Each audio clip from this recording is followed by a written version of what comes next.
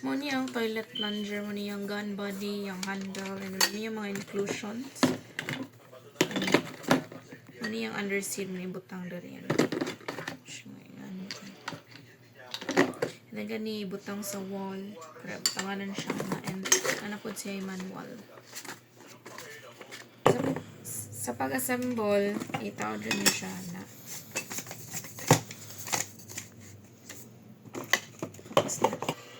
Then kani siya dito sa taas na.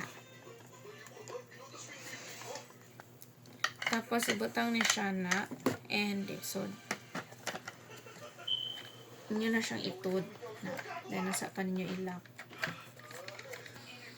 So ipump na siya ninyo kutob sa inyong ganahan na ang mount. So ito siya tayan pa up to 60. Then, maro ninyo pinluton para makuha siya.